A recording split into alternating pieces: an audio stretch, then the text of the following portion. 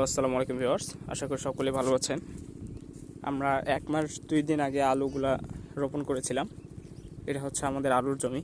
যারা এর আগের ভিডিও আমার দেখেছেন তারা বলতে পারবেন। তো হ্যালো, আসসালামু আলাইকুম ভিউয়ার্স। আশা করি সকলে ভালো আছেন। এর আগে যারা আমার ভিডিও দেখেছিলেন তারা বলতে পারবেন যে আমরা এখানে আলু রোপণ করেছিলাম। আমাদের আলুর রোপণের বয়স হচ্ছে 1 মাস 2 দিন। আমরা আজকে প্রথম সেচ দিলাম জমিতে। তো একটু পানির পরিমাণ হয়তো একটু বেশি হয়েছে, কারণ এখানে এটা আমাদের প্রথম আলু চাষ ছিল। এর আগে কখন আমরা আলু চাষ করিনি।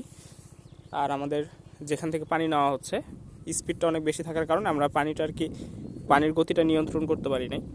এর জন্য একটু পানিটা বেশি হয়ে গেছে পরিমাণে। সমস্যা নাই, পানিটা শুকায় গেলে আশা করি কোনো সমস্যা হবে না আজকের মধ্যে। তো এখানে আমরা পানি দিলাম আজকে।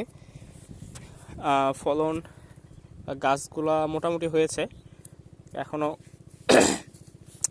আপনাদের কাছে অনেক কিছু পরামর্শ নেওয়ার আছে।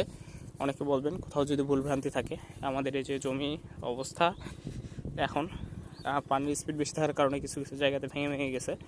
তো এগুলো পরবর্তীতে আবার ঠিক করে দেওয়া লাগবে। তো আজকের ভিডিওটি এতটুকুই। সকলে দোয়া রাখবেন যাতে আমরা একটা ভালো ফসল উঠাইতে পারি এখান থেকে।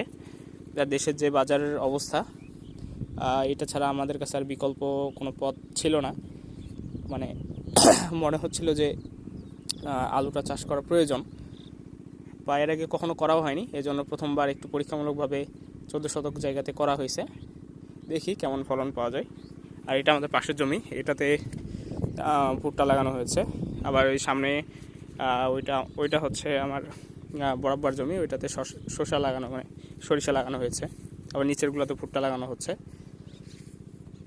তো আশা করি ভালো একটি ফলন পাবো। ধন্যবাদ। আসসালামু আলাইকুম।